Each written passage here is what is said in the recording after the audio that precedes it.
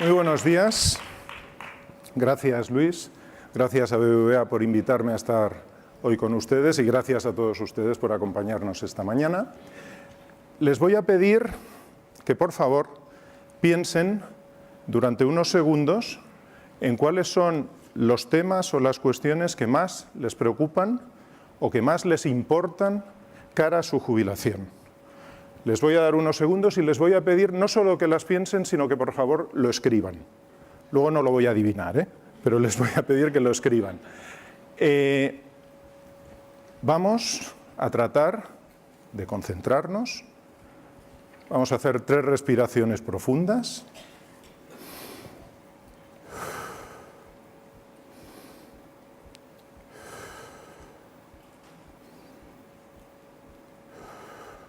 Y por favor, escriban lo que más les ocupa de su jubilación.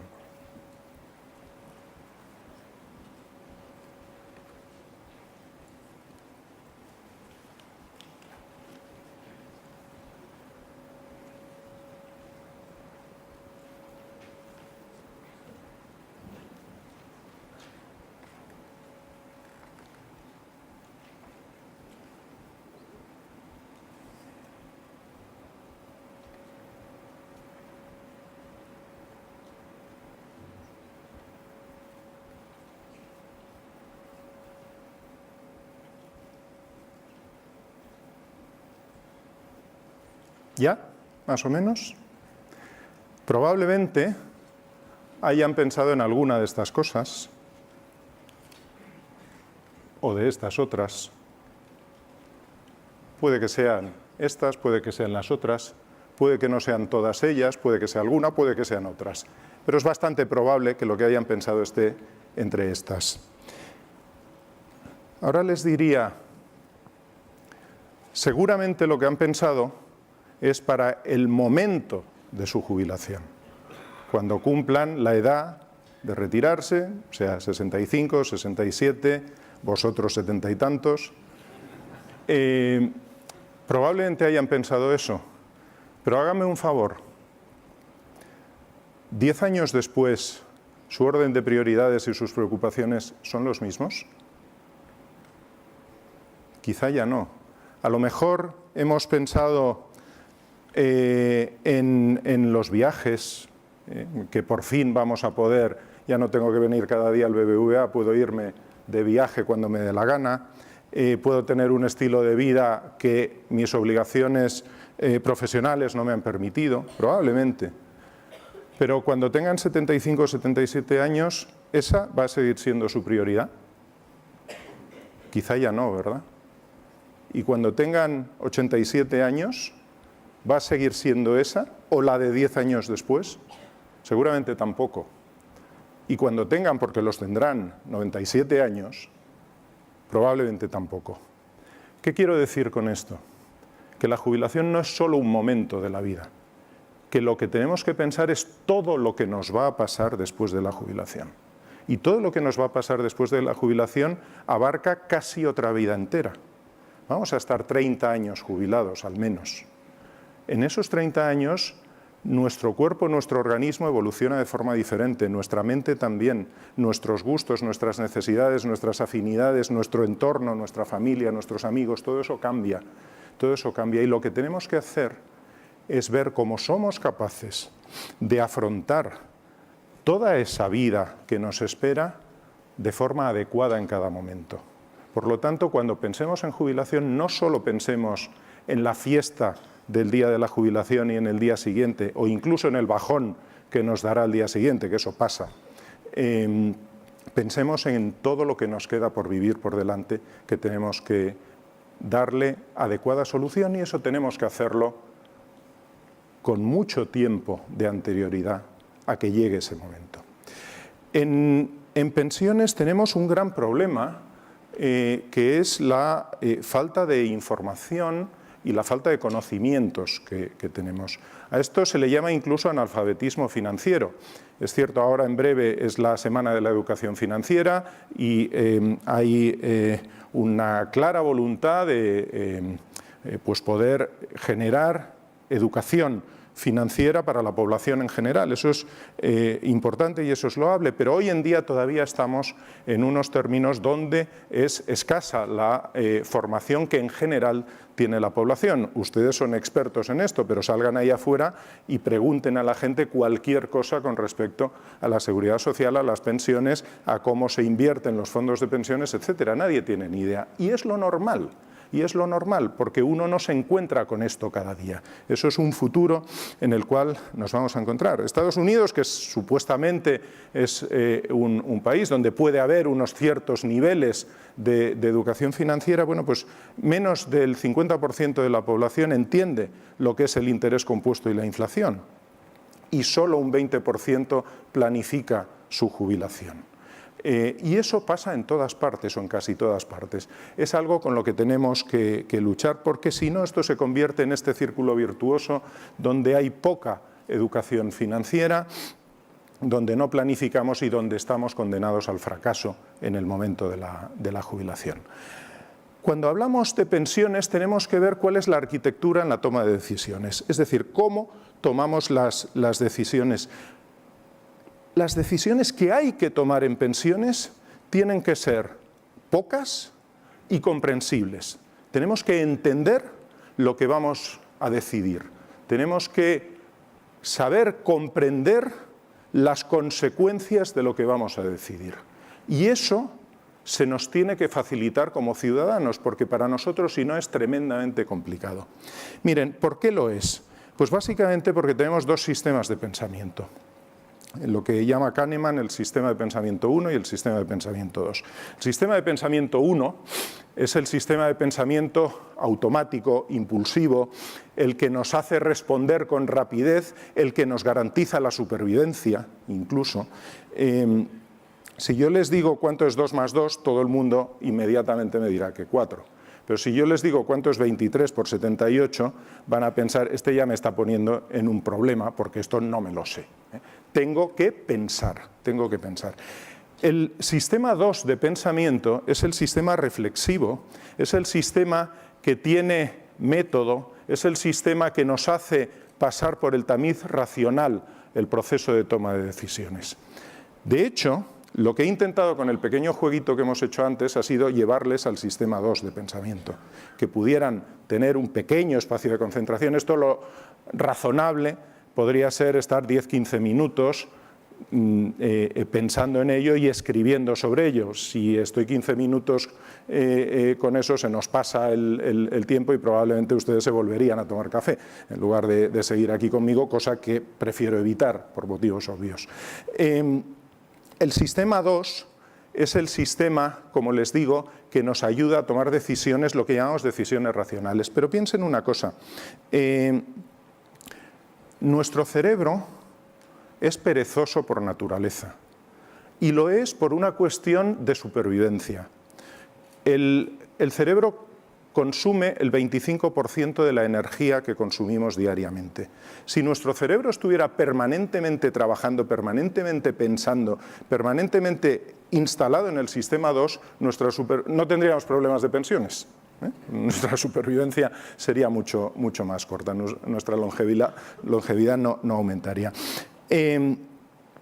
Lo que tenemos que hacer es ayudar a que la toma de decisiones sea fluida. Tenemos que intentar tratar que todas las personas pensemos en la rama o en la parte de lo que llamamos el pensamiento 2, el pensamiento reflexivo. Cuando analizamos esto y cuando tomamos decisiones de esto, tenemos que situarnos en ese ámbito y para ello es conveniente que exista unos pequeños empujoncitos, lo que los economistas conductuales llaman nudges.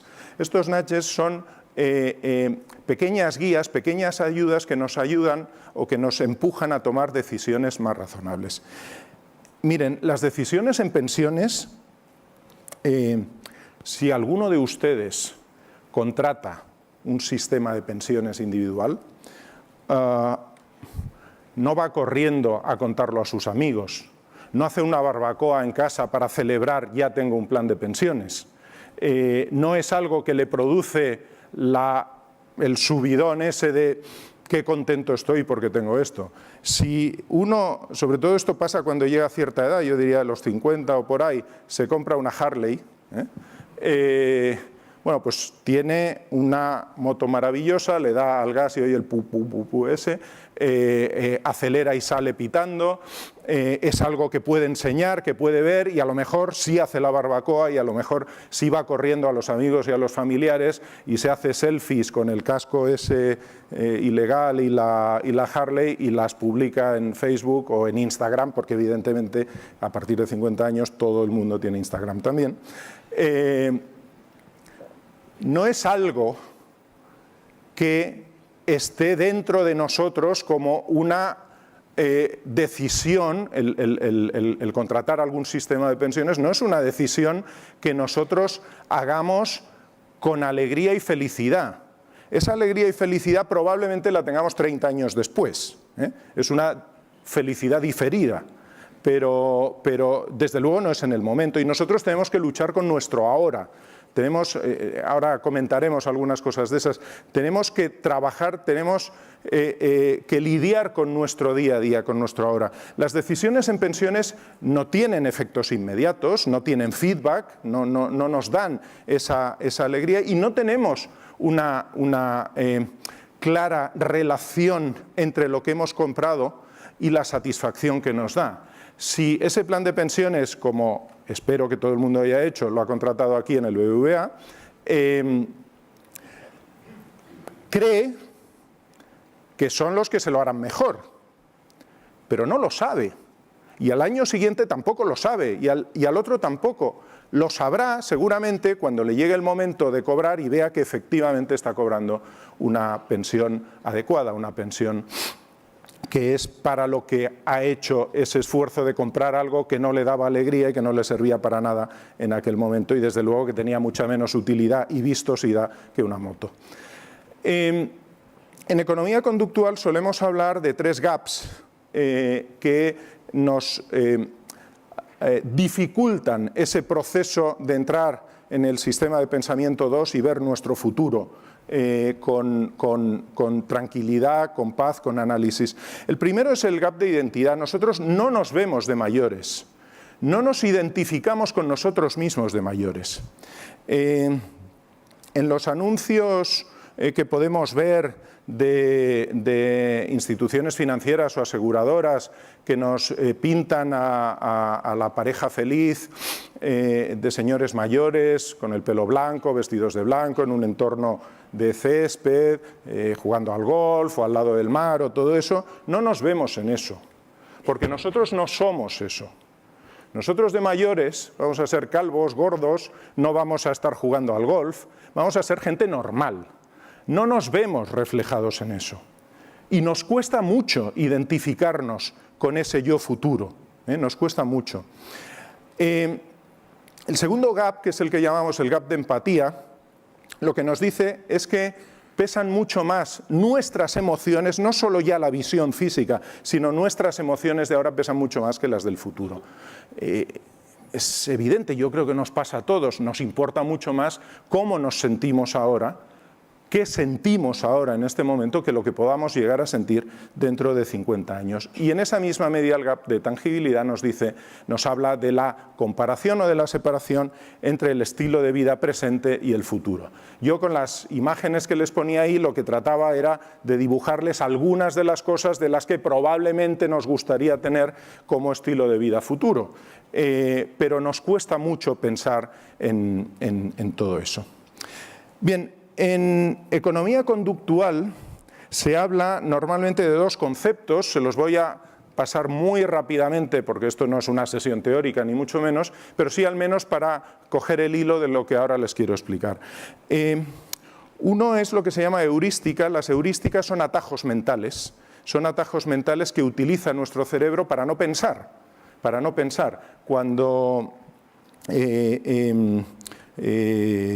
Cuando estamos pues no sé, vamos a plantear una imagen idílica. Estamos en Copacabana, en la playa, y vemos salir, y estamos, si les parece, pocas semanas antes de julio y agosto del año pasado, que se celebraron las Olimpiadas en Río. hemos tenido la suerte de ir allí de vacaciones y estamos en Copacabana y sale del mar un tipo atlético con un mono de estos, un traje de neopreno, sale de nadar, una persona con un aspecto imponente, probablemente, sabiendo que son los Juegos Olímpicos y que ahí van a hacer el triatlón, probablemente estemos pensando que este está entrenando para el triatlón.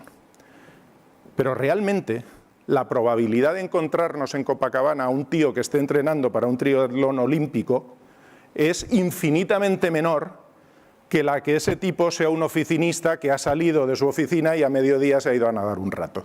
Pero mentalmente nos vamos, nuestro cerebro no está pensando, no está calculando cuál es la probabilidad de que este tío sea un triatleta o sea un oficinista. Lo que está pensando, lo que está trabajando es de qué forma pienso menos, y la forma que pienso menos es la que primero, plap, me viene a la mente.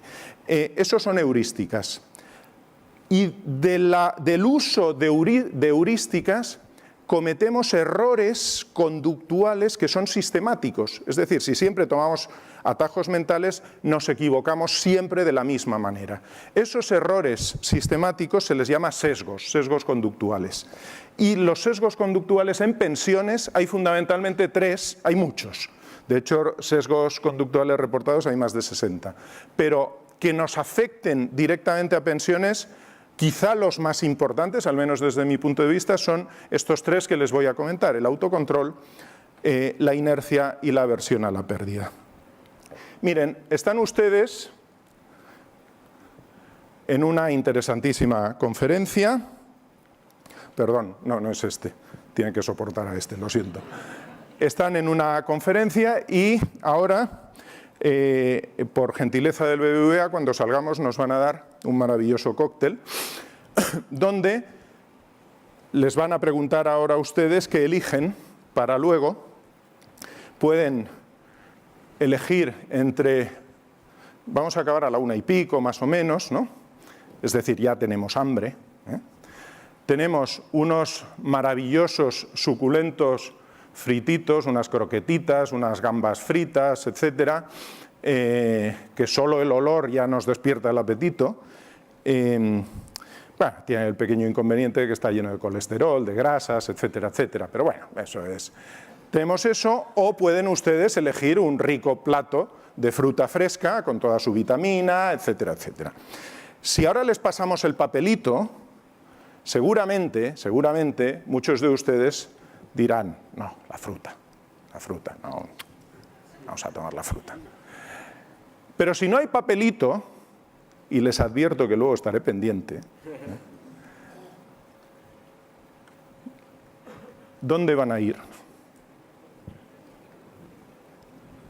Por mucho que hayan pensado, yo iré a la fruta, oiga, cuando pasa la croqueta, el camarero con la croquetita por aquí, o el jamón con el pan con tomate ahí y tal, la manzana, si acaso, para la merienda. Y no vayan a otro cóctel esta tarde, porque volverán a repetir. Miren, el maestro del autocontrol se llamaba Ulises. Ulises es, como saben ustedes, el personaje central de la Odisea, personaje secundario pero muy importante en la Ilíada. Ulises conocen la historia del canto de las sirenas y tal, Ulises quería oír a esas sirenas que tenían ese canto maravilloso, pero que indefectiblemente llevaba a los barcos a unos arrecifes donde se desfondaban, caían y la gente moría. Ulises, listo como era, decidió pedir a sus marineros que se pusieran unos tapones de cera y que a él lo ataran al palo, al mástil de su barco. Ulises consiguió oír las sirenas y consiguió no morir en el intento.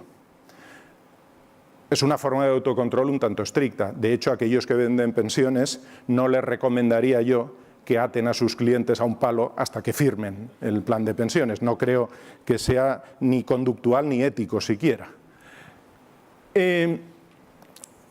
Les cuento un ejemplo. Yo cuando vi este ejemplo, pero está publicado en una revista científica con todos los parabienes, o sea, es algo serio, pero cuando lo leí no me lo creía.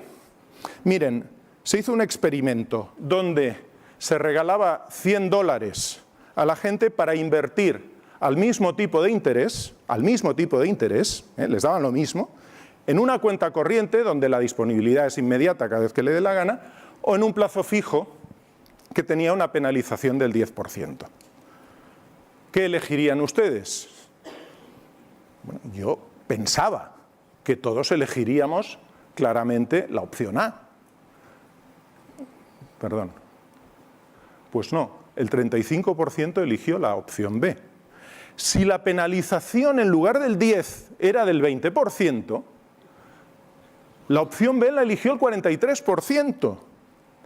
Y si encima no te dejaban retirarlo en ningún caso, más de la mitad, el 56%, eligió esa opción.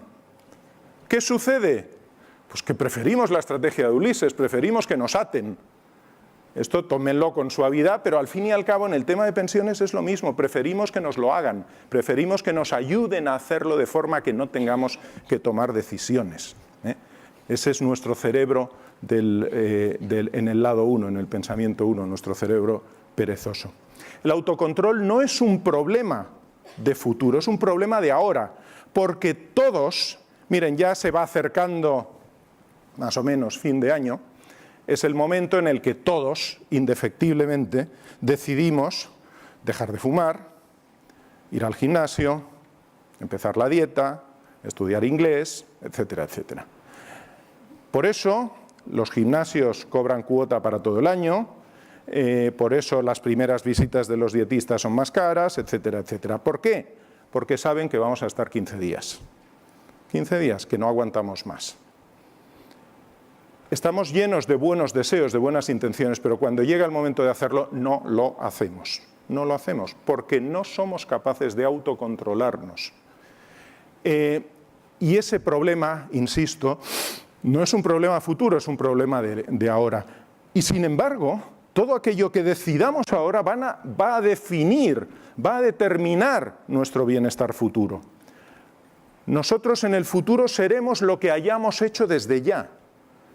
Si lo dejamos, me ha gustado porque Javier ha utilizado la palabra de moda en todo esto, si procrastinamos, es decir, si no hacemos lo que teníamos que hacer, si posponemos la decisión, siempre hay una excusa para posponer la decisión. Siempre voy a empezar el régimen mañana, siempre voy a empezar a ahorrar para mi jubilación mañana. Pero bueno, parafraseando a James Bond, el mañana nunca llega. Siempre vivimos el hoy, no lo olviden. Este es nuestro yo actual y ese otro es nuestro yo futuro. Así nos vemos, así nos vemos.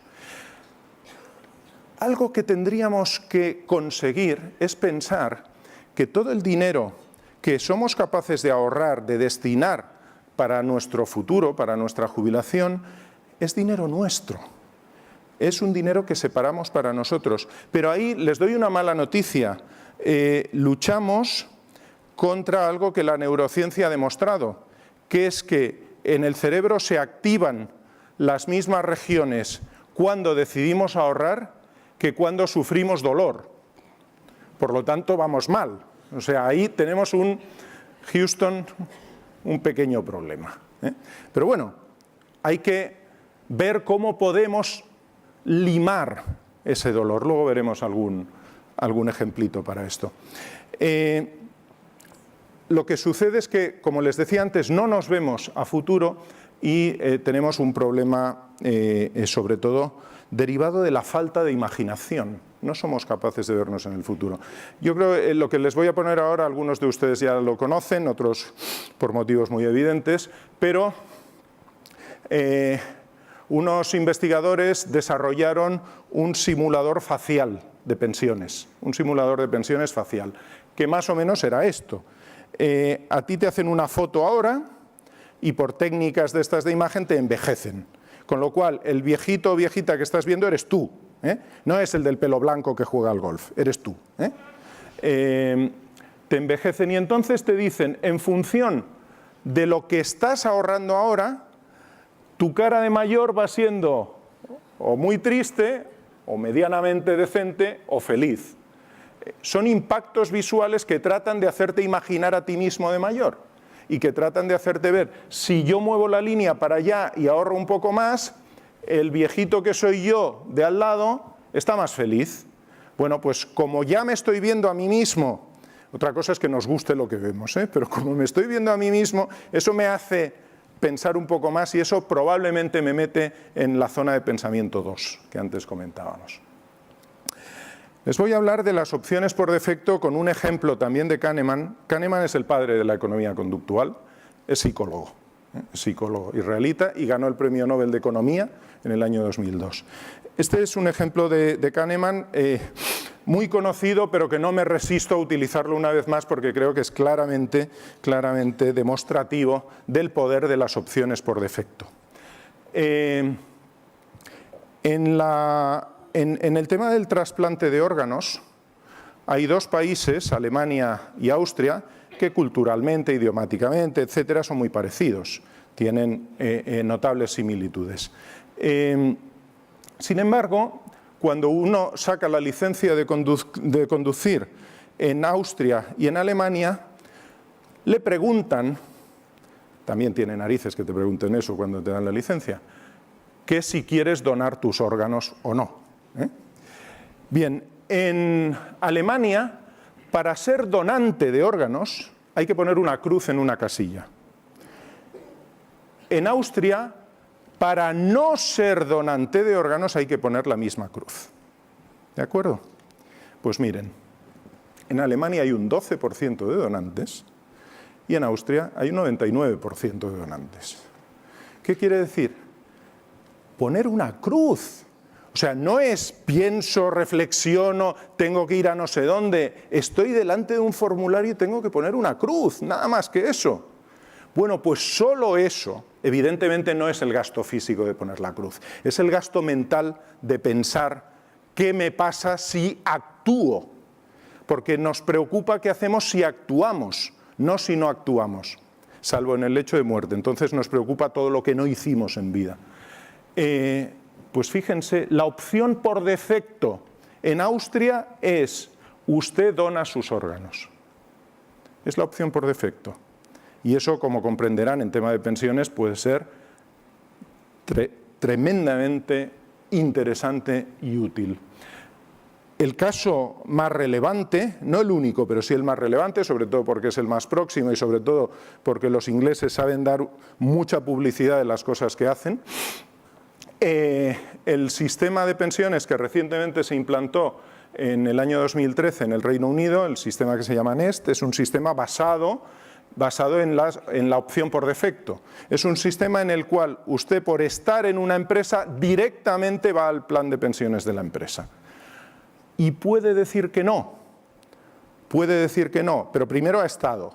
Y entonces, para decir que no, tiene que decirlo de forma razonada, es decir, le hacen leer un argumentario donde le explican las consecuencias del no.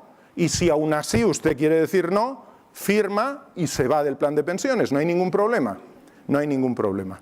Bien, como pueden ver, la evolución del crecimiento en estos años ha sido brutal y la evolución en las salidas espectacular también, solo el 7% se salió. Y este es un sistema, no crean que les es gratis a la gente, es un sistema en el que la gente paga por estar, Otro de los economistas conductuales más reputados, que es Richard Thaler, en un libro muy recomendable que tiene con Cass Sunstein, que se llama Nudge, que se lo sugiero, cuenta que Sunstein, el coautor, un buen día, un vendedor de esos magníficos que están ahí con el pie en la puerta hasta que firmas, le vendió una enciclopedia por fascículos. Eso yo creo que ya no se lleva, pero bueno, todavía hay gente que compra enciclopedias por fascículos. El bueno de Sunstein iba acumulando los fascículos en un cuartito y jamás los abrió, Y siempre decía, tengo que darme de baja, de la enciclopedia esta. Pero la enciclopedia seguía subiendo y nunca lo hacía. Nunca lo hacía. Para que vean que no está tan lejos la cosa, les pongo un ejemplo personal. Yo descubrí un día que Telefónica me cobraba el paquete McAfee en mi recibo del teléfono de casa. Son 4,5 €, no es que sea un dineral, pero yo ya tengo protección en el sistema de mi empresa, tengo protección también en casa y no necesito para nada el McAfee. Cada vez que me llega el recibo de Telefónica, ¿qué hago? Pienso, tendría que llamar a Telefónica para darme de baja del McAfee. Probablemente, si estos señores resisten esta prueba y me vuelven a invitar dentro de unos años, les podré decir, oigan, sigo con el McAfee. Es lo que nos pasa, es lo que nos pasa.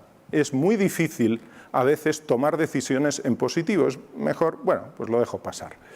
De los que se marcharon en el sistema NES británico, lo que quiero decirles es que la mayoría es gente mayor que sí entendió que tenían muy poco tiempo para acumular y que entonces les salía más a cuenta ese dinero tenerlo en otro sitio probablemente que tenerlo en el plan de pensiones. Y por eso salieron. Pero la gente joven en general se ha mantenido en el sistema. El tercero de los sesgos es la aversión a la pérdida. Miren, el otro día estaba yo paseando por el parque zoológico y vi un par de monitos en el sitio aquel donde están los monos.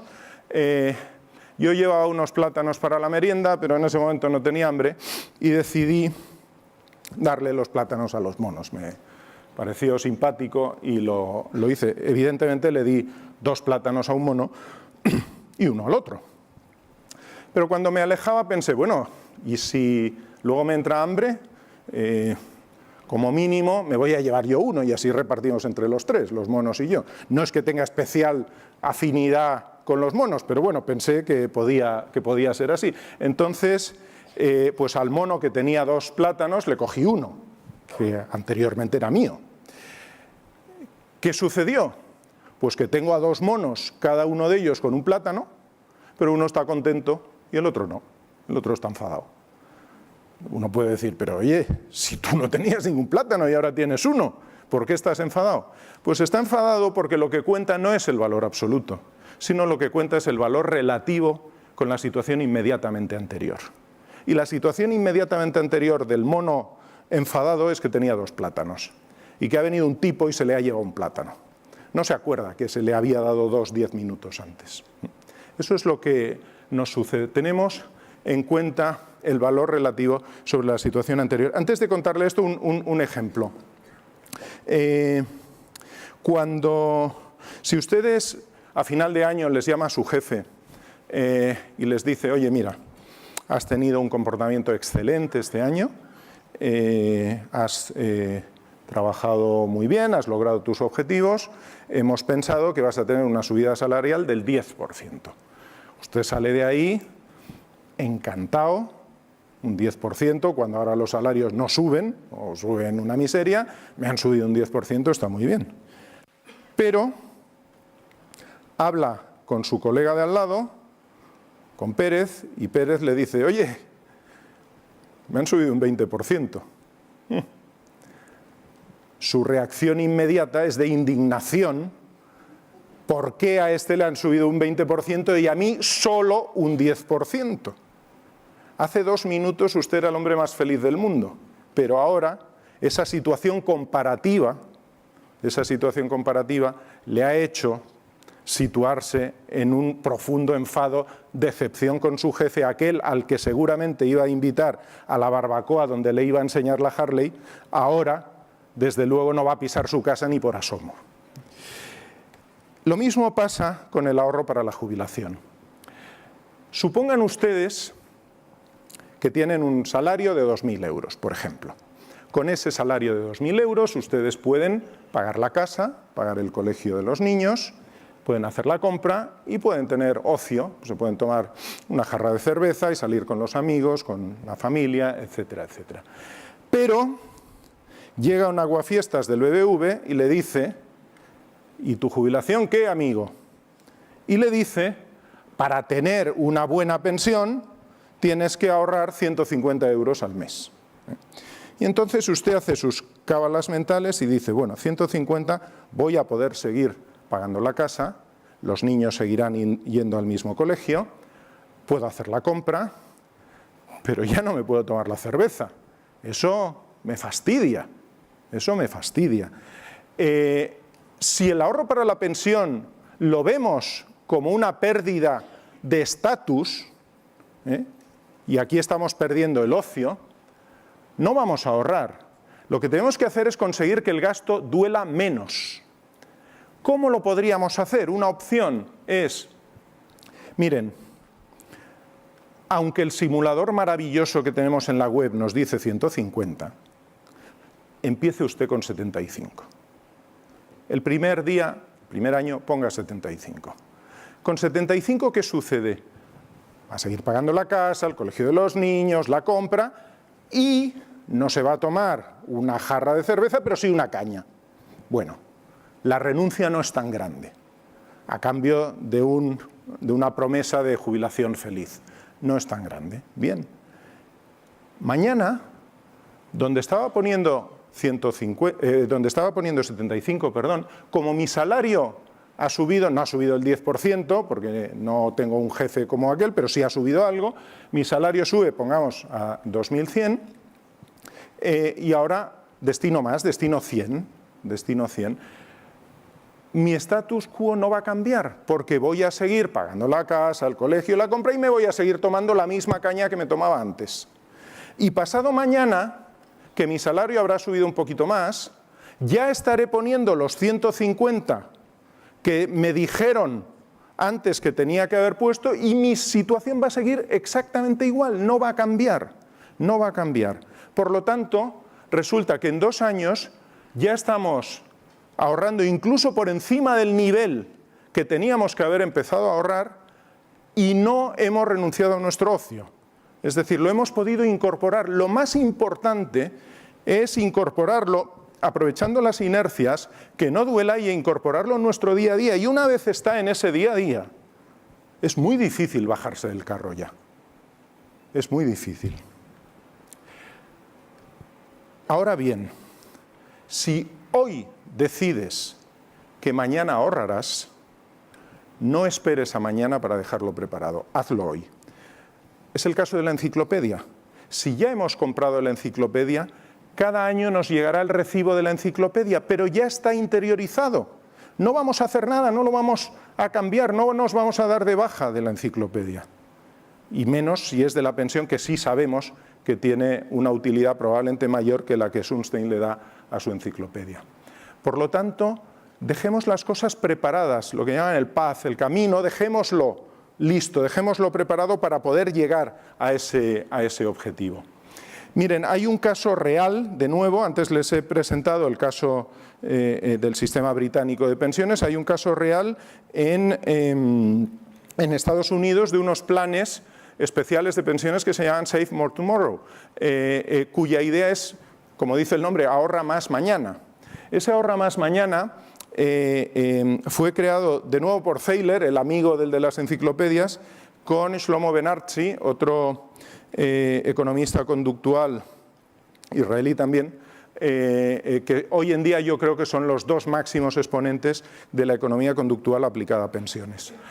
Bueno, este sistema lo que consiguió es que en 4 años la aportación media que se hacía en los planes de pensiones de este estilo, los llamados 401K en Estados Unidos, la aportación media pasaba del 3 al 14% en 4 años.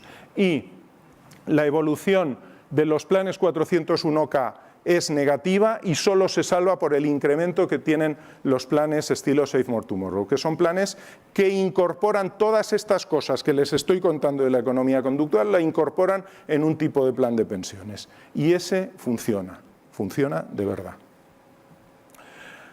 A la hora de tomar decisiones sobre el ahorro, primero, lo que tenemos que tener es lo que llaman los ingleses el awareness, el descubrimiento, otros le llamarían el satori, el momento de iluminación de que, sí, tengo que hacer esto.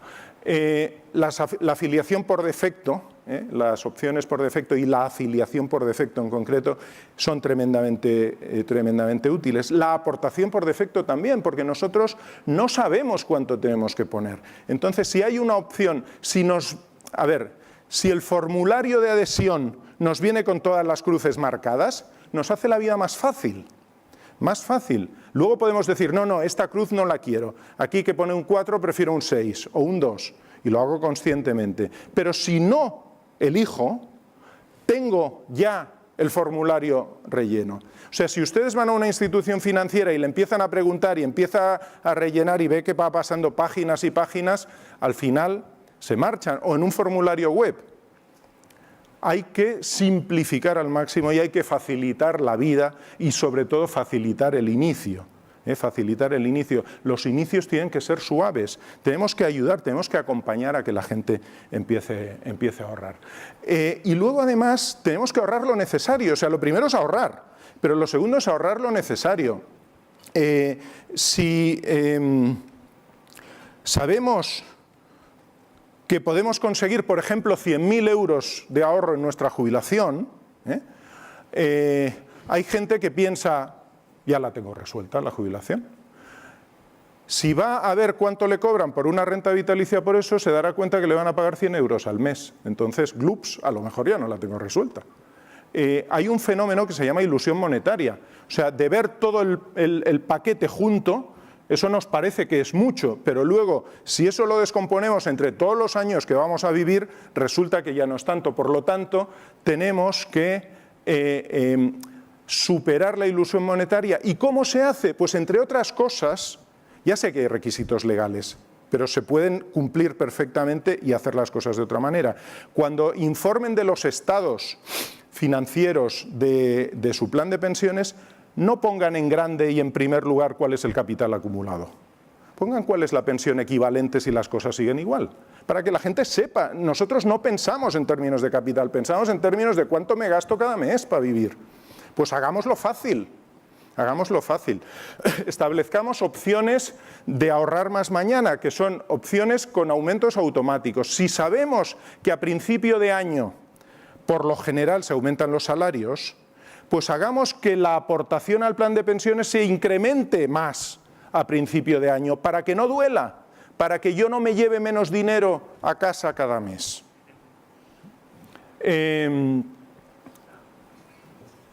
Por supuesto, hay que poner un límite, no podemos hacerlo indefinido, pero sí establezcamos ese periodo de adaptación hasta llegar a la senda necesaria y sobre todo consigamos inercias. Miren, los hábitos dicen que tardan 28 días en adquirirse. Por eso los programas de drogadicción o contra la drogadicción en Estados Unidos son de 28 días. Bueno, por eso y porque el seguro no paga más de 4 semanas, que también tiene algo que ver. Pero bueno, si conseguimos incorporar en nuestra rutina estas cosas, se va a quedar. Pero hay que empezar. Eso es lo verdaderamente difícil. Y además luchamos contra otro elemento, que es que subestimamos nuestra esperanza de vida. Todos creemos que vamos a vivir menos de lo que realmente vivimos. En promedio 6 años. En promedio 6 años. Si creemos que vamos a vivir menos, evidentemente ahorraremos menos, con lo cual no tendremos suficiente ahorrado para el momento del retiro. Les voy a poner ahora un pequeño vídeo. Está en inglés, pero yo creo que se comprende fácilmente, y es un famoso psicólogo, Dan Gilbert, le pide a la gente que mida cuánto tiempo cree que le van a durar sus ahorros, los ahorros que tiene, cuánto dinero necesitan para la vida que les queda. Vamos a verlo dentro vídeo, por favor.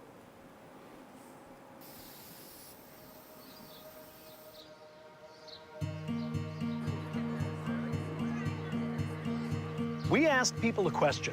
How much money do you think you'll need when you retire? $500,000. Maybe $500,000? Say $1 million. Then we gave each person a ribbon to show how many years that amount might last. I was trying to pull it a little further, and I was trying to stretch it a little bit more. Got me to 70 years old. I'm gonna have to rethink this thing. I looked around everybody else. It's just human nature to focus on the here and now. So it's hard to imagine how much we'll need for a retirement that could last 30 years or more. So maybe we need to approach things differently if we want to be ready for a longer retirement.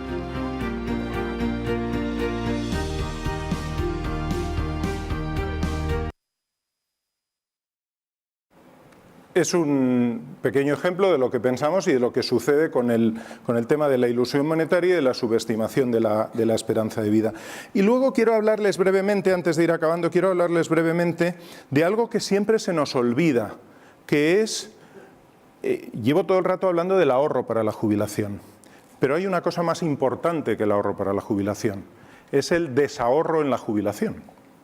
Es decir, yo estoy ahorrando para luego poder consumir. Miren, la teoría que Modigliani desarrolló hace más de 60 años sobre el ciclo de vida, lo que nos dice es que nosotros consumimos a lo largo de toda nuestra vida, pero solo generamos ingresos durante un periodo de nuestra vida, normalmente hasta la jubilación, y que esa generación de ingresos nos tiene que durar para lo que consumimos mientras estamos en activo, y para lo que consumimos luego una vez retirados. Por lo tanto, lo que hay que hacer es tener esa distribución a lo largo de la vida. La cuestión, en el pequeño ejemplo que hemos hecho al principio, trataba de explicárselo. Hay que tener una visión holística de la jubilación. La jubilación no son los 65 años, es todo el periodo que va desde los 65, la edad de retiro, hasta que nos vayamos de este mundo. Es todo ese periodo, por lo tanto hay que tener una visión holística. Muchas veces luchamos contra algunas cuestiones que son, se lo voy a resumir, cuando optamos por llevarnos el capital o por cobrar una renta, en su momento hay varios efectos, cuestiones de cómo se puede presentar para que las cosas se vean de otra forma, pero sobre todo hay un problema de contabilidad mental, que es cómo valoramos el cambio de un gran cheque por muchos cheques pequeñitos. Es decir, si yo cuando me jubilo me llevo todo el pension pot, todo lo que tengo acumulado en el fondo de pensiones, para mí es mucho más satisfactorio porque de repente me encuentro con una gran cantidad de dinero. Lo más probable, además, es que me lleve ese dinero y lo gestione mal y no me sirva para el resto de mis años. Eso suele ser lo que pasa.